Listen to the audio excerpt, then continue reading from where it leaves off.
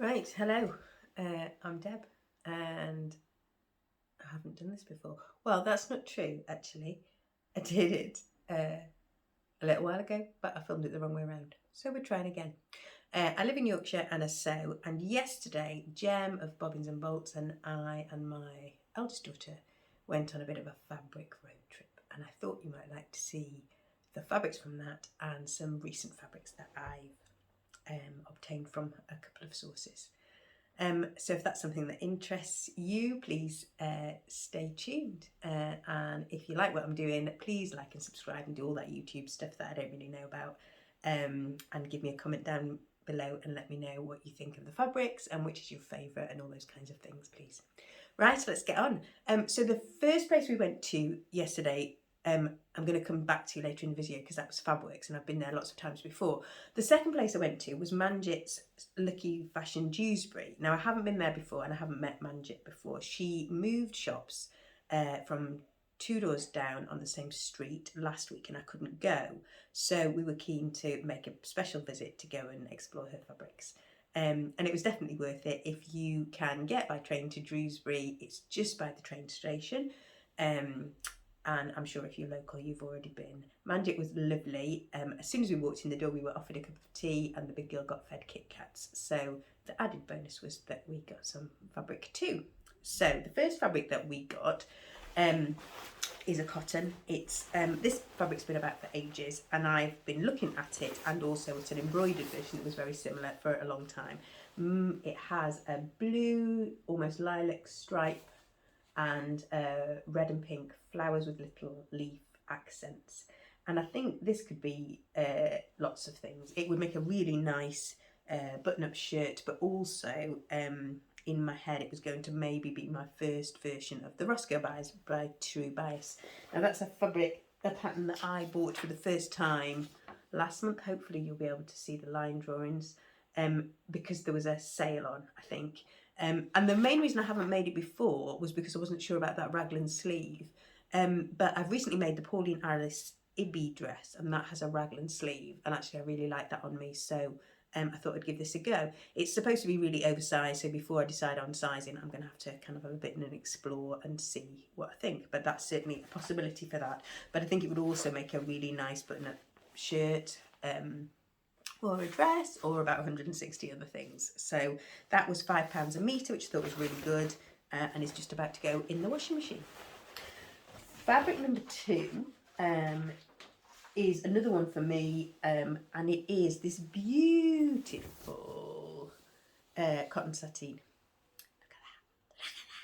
Now, Manjit has this in all sorts of gorgeous rainbow colours. So everything from, there's a red, there's a pink, there's a magenta, there's yellows and oranges, there's deep blue, there's a purple, which is really nice, there's a darker teal colour, and there's a pale blue colour, I think, as well, and like, so a whole rainbow of colours. And then she's also got the same base with little tiny white polka dots on as well, so that's really pretty too. This comes from India. It's quite narrow. It's only, I think, 42 inches wide, I think she said. So it's, yeah, really short. Kind of just over probably 1.10 meters, 1.12 I would think. So I got a couple of meters of that. That was £5 a metre as well, I think. And I think that will either be the same. I think it'll either be a Roscoe blouse or maybe a Rhapsody blouse, which is the Love Notions version. So similar thing, a fairly loose fitting peasant style blouse. But the difference is that the Love Notions has got a fitted sleeve, but kind of gives a very similar vibe. And then the idea would be that this could be trans-seasonal, could wear it with a little turtleneck underneath it or a jacket over the top in the summer months. But I think this would get worn a lot. So I reserve the right to go back and get some more colours in that. Okay, number 3 is for Maria. So Maria is nearly 16. This is a cotton poplin that she spotted as soon as we got in the shop. Cotton poplin might not be quite as heavy as a poplin actually. Anyway, it's a cotton fabric. It's this lovely ditzy print, and it has got little bluey lilac-y and purple flowers and little leaves throughout. And I think this is going to be lovely. She wants a dress made out of it. And it will probably be the Darling Ranges dress by Megan Nielsen, which I've made lots of times for me, but I've never made for her. She is significantly bustier than I am, and so I might have to learn how to do a full bust adjustment, but we'll see. And the final fabric from Manjit is again from Maria. So Maria moves into sixth form, hopefully, in September time, and needs a wardrobe that doesn't involve any jeans. So they come out school uniform and have to wear kind of semi-smart stuff. So they can wear trousers but no jeans. So this is, I'm not sure how well this will show, this is a dog tooth check trouser, which also has an orange bigger check running through it. I'm hoping you can see that.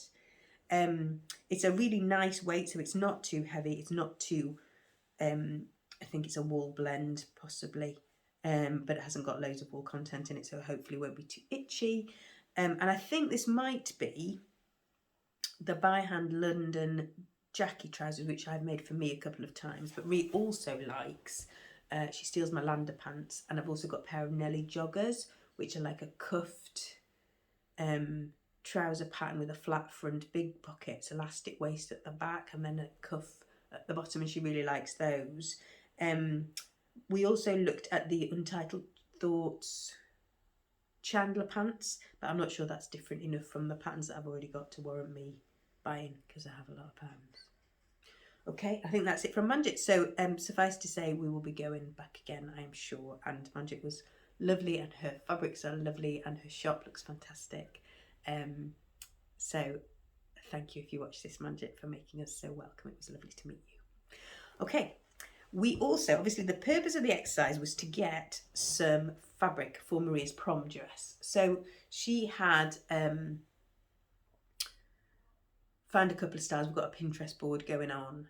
I've got the Deer and Doe Magnolia dress, but I haven't made it, and she quite likes that. And then we walked into Fabworks, and then on the mannequin was a bustier dress, which is a Vivienne Westwood dress, I think. And I seem to have managed to talk myself into making a dress like this for her. Now, the last and only time I made a foray into bustier or corset making was about 8 years ago.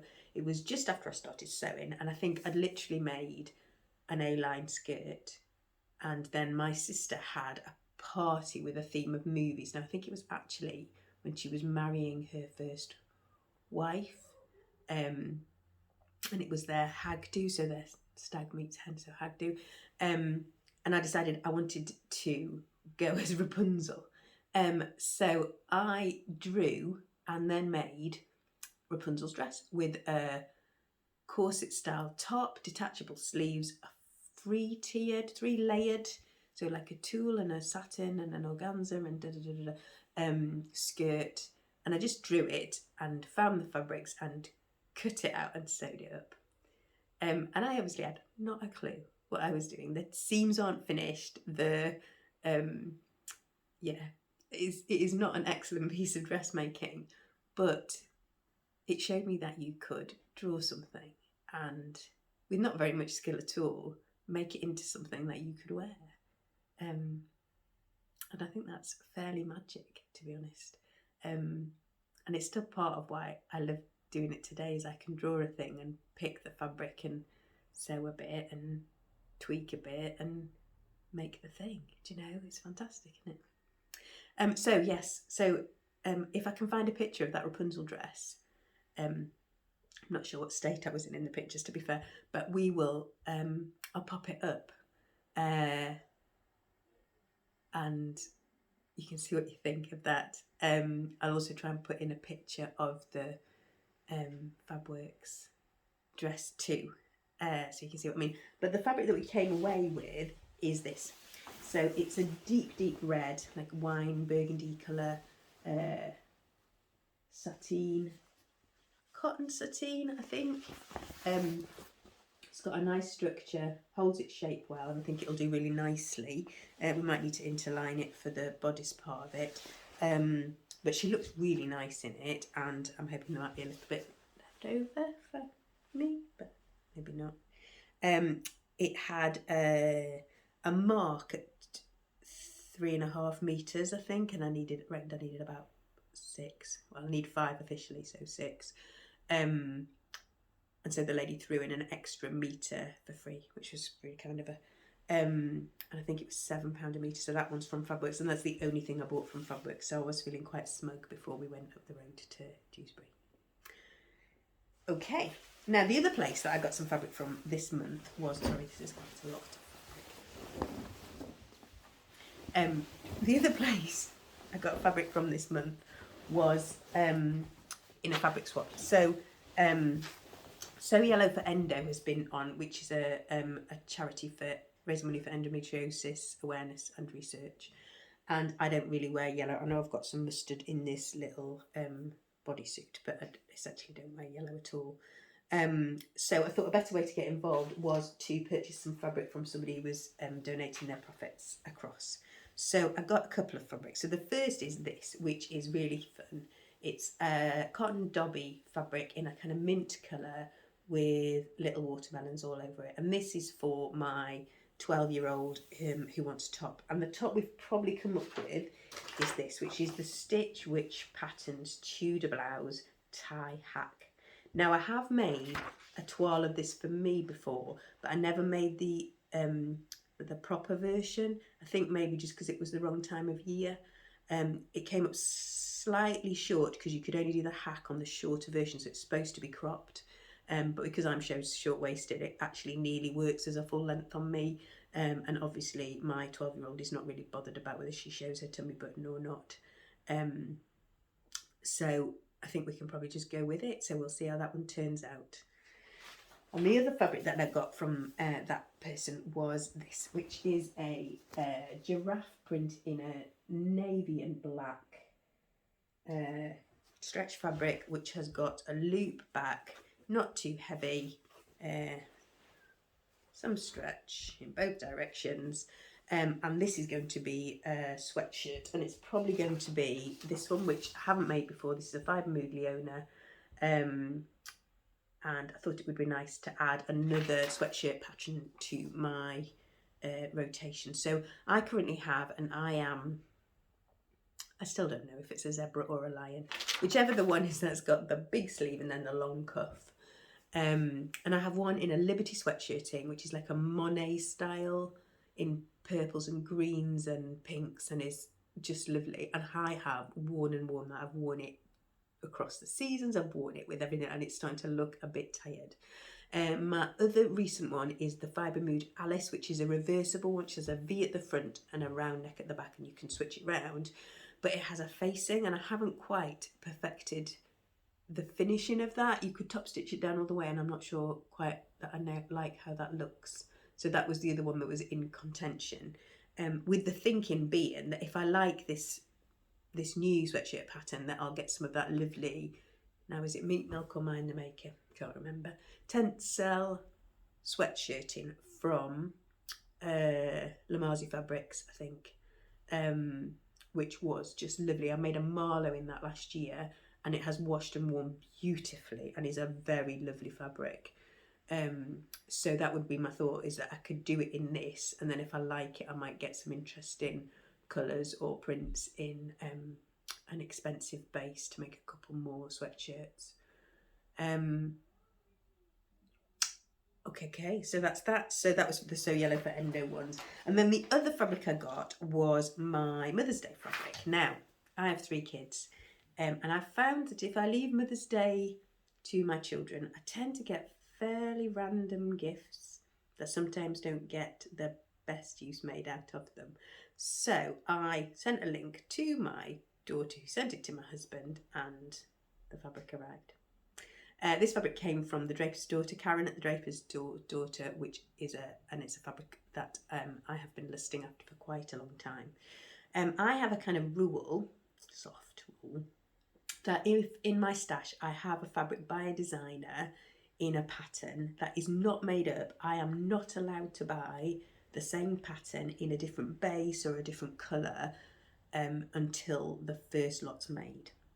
And that has evolved because I'm a bit of a precious hoarder. You know, if they've got a nice fabric arrives, I tend to want to keep it, and I'll make a toile ready, and then I won't commit the precious fabric to the real version. I'll just keep wearing the toile. I've got a pair of Persephones that were made about 2.5 years ago that were the toile, and they're still being worn at least twice a week.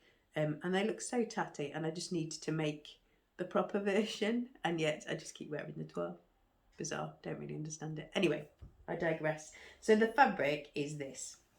So this is a Naomi Ito Nanny Eero fabric in this gorgeous petrol linen with these clusters of florals on it. It is just lovely. The depth of the tealy petrol colour in it changes, which gives it a really nice feeling, and it has these slightly shiny clusters of some of the flowers, but not all of them, which again gives some more texture to it, and this is just lovely.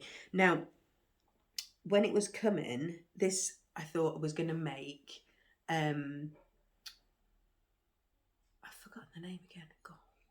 A fibre mood Norma blouse. So I made a couple of those last year. I can get that out of a metre of even a narrow Nanny Eero if I do the facing in something different. And I wore my Normas tons last year, like loads and loads. And I made one in an Atelier Brunette double gauze, which is just lovely, just really nice. So I think that would get good wear. That might be the answer, because the risk is that I get the fear. Do you know the fear? Where you just don't use it for the fear that you might ruin it. And I kind of have about a 2.5 week window after something arrives, if it's precious, before that happens. So I really need to just decide and get that cut out. I just might need to check that I don't need to change the sizing of the Norma this year versus last year, because I'm currently not running, so I am not running shape as opposed to running shape, which is slightly different.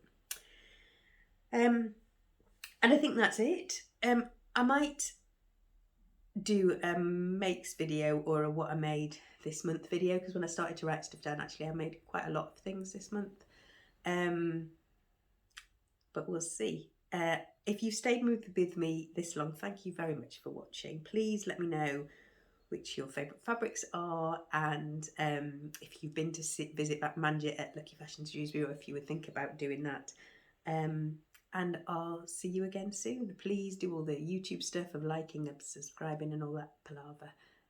Thanks for watching. Bye.